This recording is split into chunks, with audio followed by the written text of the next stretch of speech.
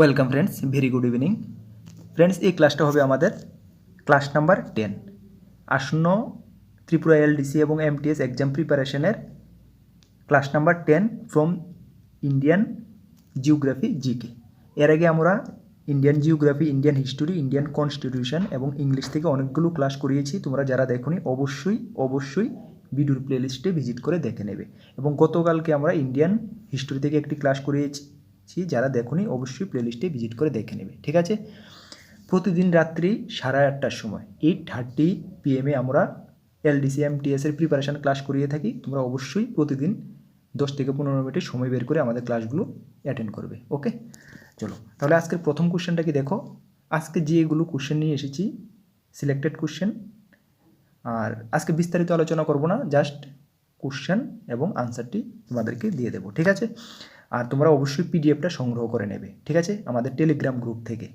Telegram গ্রুপের link video ডেসক্রিপশনে পেয়ে যাবে যারা বিগিনার, ঠিক আছে, বা নিউ যারা। প্রথমে টেলিগ্রাম অ্যাপটি ডাউনলোড করে নেবে এবং সেই লিঙ্কে গিয়ে অবশ্যই জয়েন করে নেবে। প্রতিদিনের ক্লাসের পিডিএফগুলো সংগ্রহ করে রাখবে, ঠিক আছে।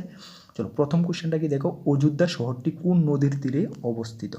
খুব গুরুত্বপূর্ণ কোশ্চেন। কেন কোশ্চেনটা খুব গুরুত্বপূর্ণ এটাও তোমাদেরকে এখনই বলবো, ঠিক আছে।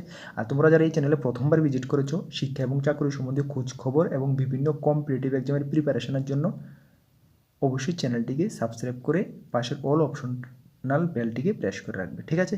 তোমরা যারা বর্তমানে কোনো প্রিপারেশন বানাচ্ছ বা ফিউচারে যদি বানাবে এমন কোনো টার্গেট থাকে, অবশ্যই আমাদের চ্যানেলটির সঙ্গে থাকবে। কোনো না কোনো দিন এই চ্যানেলটি তোমাদের একটু হলেও হেল্প করবে, ঠিক আছে। চলো সঠিক উত্তর হয়ে যাবে অপশন সি নাম্বার। সরিউ নদীর তীরে বা পাশে অযোধ্যা শহরটি অবস্থিত, ঠিক আছে। সরিউ, হ্যাঁ। যারা ইংলিশ ভার্সনের দরকার আছে অবশ্যই ইংলিশ ভার্সনটা তোমরা দেখে নাও, ঠিক আছে। আচ্ছা, কেন কোশ্চেনটা গুরুত্বপূর্ণ? এই অযোধ্যা শহর, অযোধ্যা কি? অযোধ্যা ভগবান রামের জন্মস্থান না? আমরা জানি আমাদের হিন্দু ধর্মের ভগবান রামের জন্মস্থান হলো অযোধ্যা।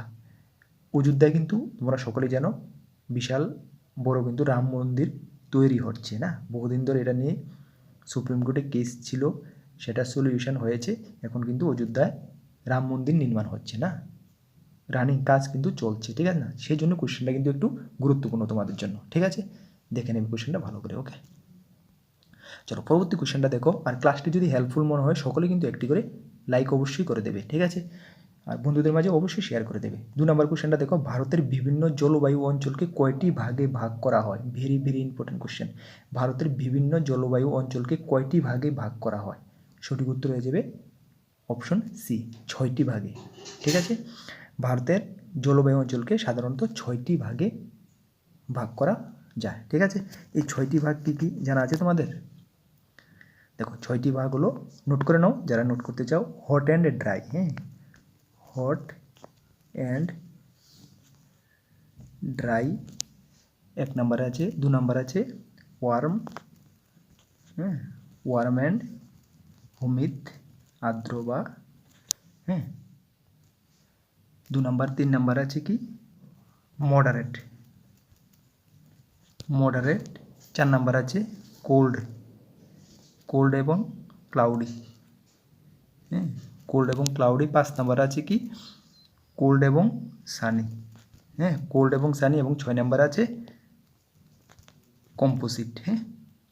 এই 6টি ভাগে ভারতের জলবায়ু অঞ্চলকে ভাগ করা হয়। কী কী আমি আবার বলছি। Hot and dry, warm and humid, moderate, cold এবং ক্লাউডি, কোল্ড এবং সানি অ্যান্ড কম্পোজিট, ঠিক আছে।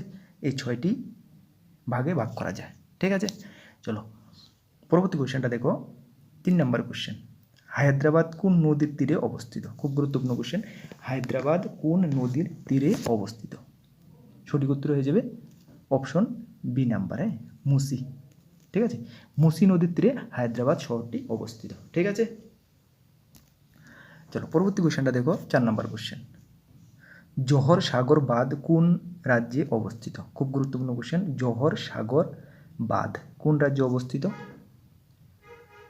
সঠিক উত্তর হয়ে যাবে রাজস্থান, হ্যাঁ, রাজস্থান রাজ্যে অবস্থিত জোহর সাগর বাঁধ, ঠিক আছে। আর তোমাদেরকে আমি রিকোয়েস্ট করবো ক্লাসটি অবশ্যই তোমাদের ফেসবুক বা হোয়াটসঅ্যাপ গ্রুপে শেয়ার করে দেবে। একটু হেল্প করো, তোমাদেরও হেল্প হবে, হ্যাঁ, অবশ্যই সকলে একবার করে শেয়ার করে দাও। 5 নম্বর কোশ্চেনটা দেখো। কর্ণাটকের পূর্বের নাম কী ছিল? খুব গুরুত্বপূর্ণ কোশ্চেন। কর্ণাটকের পূর্বের নাম কী ছিল? সঠিক উত্তর হয়ে যাবে অপশন সি নাম্বার, হ্যাঁ, মহীশূর। কর্ণাটকের পূর্বের নাম ছিল মহীশূর। ঠিক আছে, চলো পরবর্তী কোশ্চেনটা দেখো কি নাম, 6 নম্বর কোশ্চেন। সিকিম কত সালে ভারতে অন্তর্ভুক্ত হয়? খুব গুরুত্বপূর্ণ কোশ্চেন এটা। সিকিম কত সালে ভারতের সঙ্গে অন্তর্ভুক্ত হয় বা ভারতের সঙ্গে যুক্ত হয়? সঠিক উত্তর হয়ে যাবে কি? সঠিক উত্তর হয়ে যাবে অপশন ডি নাম্বার, 1975 সালে। হ্যাঁ, 1975 সালে, অ্যাকচুয়ালি 16 মে, হ্যাঁ, 16 মে 1970 সিকিম ভারতের সঙ্গে যুক্ত হয়। যুক্ত হওয়ার সঙ্গে সিকিম হলো ভারতের 22, হ্যাঁ, 22তম রাজ্য হিসাবে যুক্ত হয়। কত নাম্বার? 22 নাম্বার। ঠিক আছে, 16 মে 1975 সালে যখন সিকিমকে ভারতে যুক্ত করবে, যখন পার্লামেন্টে ভোট হয়েছিল, তখন কিন্তু 97% এমপি কিন্তু ভোট দিয়েছিল সিকিমকে যুক্ত করার জন্য। ঠিক আছে, চলো পরবর্তী কোশ্চেনটা দেখো, 7 নম্বর কোশ্চেন। কোন দুটি দেশের সীমান্তে 3 বিঘা করিডোর অবস্থিত? খুব গুরুত্বপূর্ণ কোশ্চেন। কোন দুটি দেশের সীমান্তে 3 বিঘা করিডোর অবস্থিত? সঠিক উত্তর হয়ে যাবে অপশন ডি নাম্বার, হ্যাঁ, ভারত ও বাংলাদেশ। ভারত ও বাংলাদেশ দেশের সীমান্তে 3 বিঘা করিডোর অবস্থিত। ঠিক আছে, আর একটি গুরুত্বপূর্ণ ইনফরমেশান, আশা করি তোমরা সকলে জানো, যারা ফার্স্ট টাইম ভিজিট করেছো তোমাদের উদ্দেশ্যে বলছি যে আমরা এলডিসি এবং এমটিএস এক্সামের উপরে 2টি সাজেশন বুক অলরেডি পাবলিশ করে দিয়েছি। প্রথম ইন্ডিয়ান হিস্টোরি এবং সেকেন্ড বুকটি ইন্ডিয়ান জিওগ্রাফি। ঠিক আছে, আর আগামী মার্চের ফার্স্ট উইকের মধ্যে তোমরা লাগাতার কমেন্টস করছো যে কবে ইন্ডিয়ান কনস্টিটিউশন বুকটা পাবলিশ করবো। আমি বলছি মার্চের ফার্স্ট উইকের মধ্যে। কাজ চলছে, 50%-এর উপরে কাজ কমপ্লিট হয়ে গেছে। হ্যাঁ, মার্চের ফার্স্ট উইকের মধ্যে আমরা ইন্ডিয়ান কনস্টিটিউশন বুকটি পাবলিশ করে দেবো। তোমরা যারা ইন্ডিয়ান হিস্টোরি এবং ইন্ডিয়ান জিওগ্রাফি বুকটি কালেক্ট করোনি, অবশ্যই কালেক্ট করে নাও এবং ঘরে ভালো করে পড়াশোনা শুরু করে দাও। হ্যাঁ, যারা এখনও, আশা করি সকলে শুরু করে দিয়েছো, যারা এখনও করোনি শুরু করে দাও। ঠিক আছে, ভিডিও ডিসক্রিপশানে লিঙ্ক থাকবে দুটোটা বইয়ের প্লাস জানুয়ারি মাসের ম্যাগাজিনটা। হ্যাঁ, লাস্ট 6 মান্থ কারেন্ট অ্যাফেয়ার্স আমি সাজেস্টেড করেছি তোমাদের পড়ার জন্য, জানুয়ারি থেকে শুরু করার জন্য। ঠিক আছে, জানুয়ারি মাসের ম্যাগাজিনটা সংগ্রহ করে নাও, প্লাস ফেব্রুয়ারি মাসের ম্যাগাজিনটা 28 ফেব্রুয়ারি, হ্যাঁ, তোমরা পেয়ে যাবে, 28 ফেব্রুয়ারি পেয়ে যাবে, কালেক্ট করে নেবে। ঠিক আছে, ভিডিও ডিসক্রিপশানে লিঙ্ক থাকবে, কালেক্ট করে নাও, ভালো করে ঘরে পড়াশোনা করো। কম্পিটিশন কিন্তু খুবই টাফ হবে। ঠিক আছে, একদম একটি কোশ্চেন করে ভালো করে কভার করে নাও।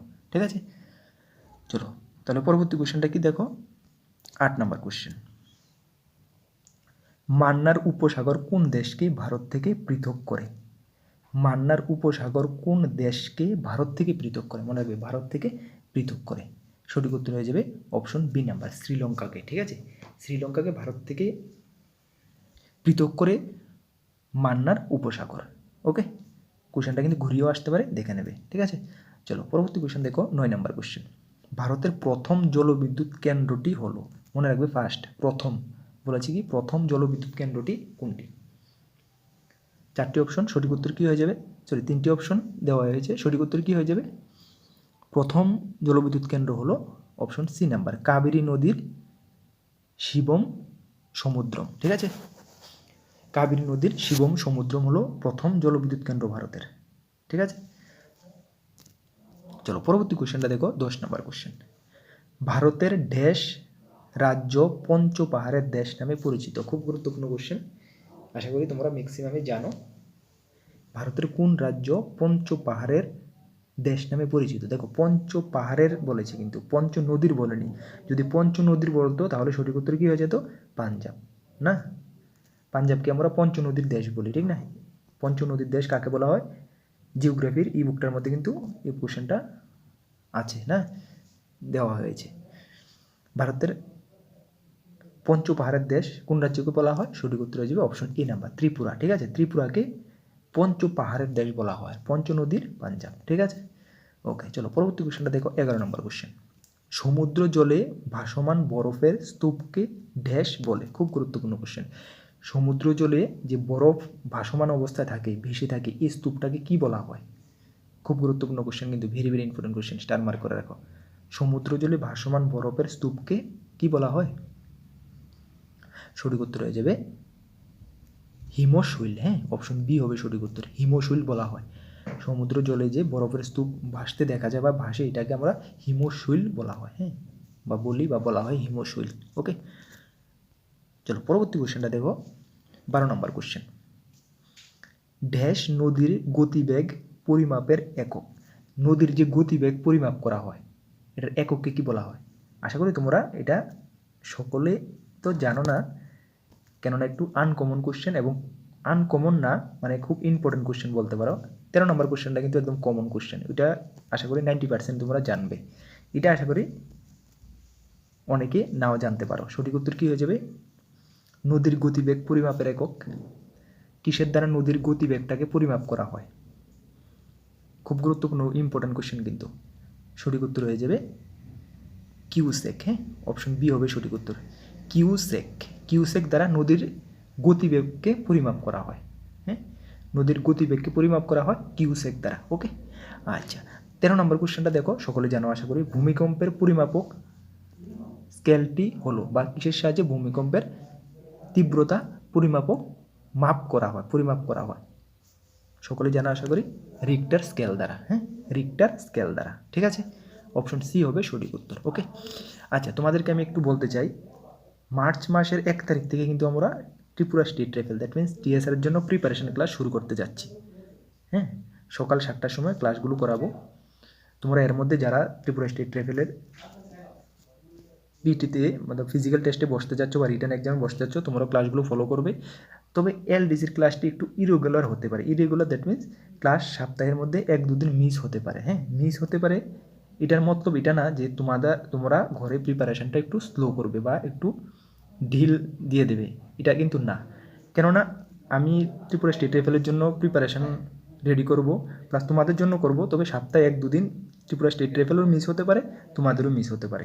তোমরা কিন্তু ঘরে প্রিপারেশন কিন্তু জোর কদমেই তোমরা চালিয়ে যাবে। ঠিক আছে, আর এক্সামের আগ পর্যন্ত তোমাদের যা আমি বলেছিলাম সিলেবাস, যেটুকু আমি কমপ্লিট করে দেবো বলেছি, পুরোই কমপ্লিট করে দেবো, এটার জন্য চিন্তা করবে না। ওকে, চলো পরবর্তী কোশ্চেনটা দেখো, 14 নম্বর কোশ্চেন। ভারত প্রধানত কোন দেশে লৌহ আকরিক রপ্তানি করে? গুরুত্বপূর্ণ কোশ্চেন। লৌহ আকরিক ভারত কোন দেশে রপ্তানি করে?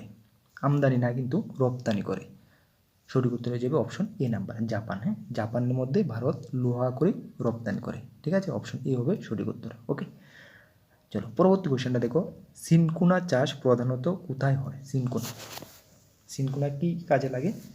সিনকোনা সাধারণত মেডিসিন তৈরি করতে সিনকোনা কাজে লাগে। হ্যাঁ, মেডিসিন তৈরি করতে। তাহলে সিনকোনা চাষ প্রধানত কোথায় হয়?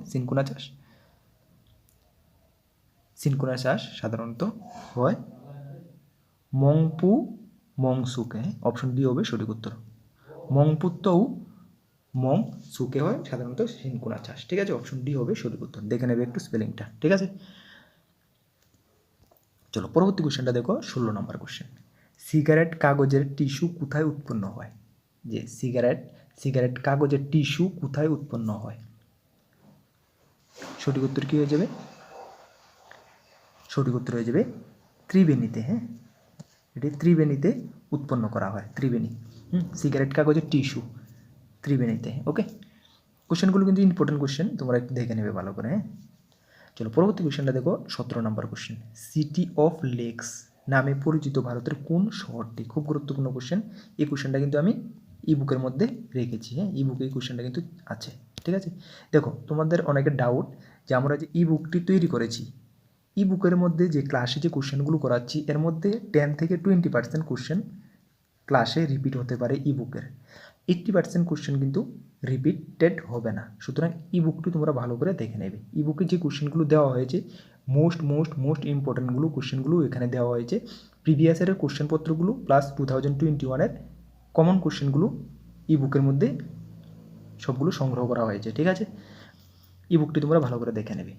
চলো তাহলে সঠিক উত্তর কী হয়ে যাবে? সিটি অফ লেক নামে পরিচিত ভারতের কোন শহর? সঠিক উত্তর হয়ে যাবে অপশন ডি নাম্বার, উদয়পুর। হ্যাঁ, উদয়পুর শহর ভারতের সিটি অফ লেক নামে পরিচিত। উদয়পুর দ্যাট মিনস তোমরা কিন্তু ত্রিপুরার উদয়পুর ভাববে না, সেটা হলো রাজস্থানের উদয়পুর। হ্যাঁ, কেন বলা হয় দেখো, আমি একটু সিটিটা কত সুন্দর সিটি দেখো, কিন্তু চারদিকে কিন্তু লেক। হ্যাঁ, এই দেখো তোমরা দেখতে পাচ্ছ, আমি এই দেখো পুরাই কিন্তু লেক এটা। হ্যাঁ, এটা কিন্তু পুরাই লেক। তারপরে দেখো এখানেও আছে পুরাই দেখো, এই দেখো পুরো একটা সিটি দেখো, সিটির মাঝখান দিয়ে পুরা লেক। হ্যাঁ, পুরাই লেক, এই সাইডেও কিন্তু অনেক পুরা লেক আছে। হ্যাঁ, দেখা যাচ্ছে না ছবির মধ্যে, কত সুন্দর শহর দেখো, কিন্তু চারদিকে এটা লেক সারাউন্ডিং দেখো, পুরা লেকই লেক, সেই জন্য এটাকে সিটি অফ লেক বলা হয়। ঠিক আছে, তাহলে ক্লাসটি কেমন লেগেছে অবশ্যই তোমরা কমেন্টস করে জানাবে। হ্যাঁ, প্রতিদিন রাত্রি 8:30টার সময় অবশ্যই ক্লাসগুলিতে অ্যাটেন্ড করবে। ওকে, তাহলে আজকের জন্য এতটুকুই। নেক্সট ক্লাসে তোমাদের সঙ্গে আবার দেখা হবে। ভালো থাকবে, সুস্থ থাকবে। জয় হিন্দ, বন্দে মাতরম।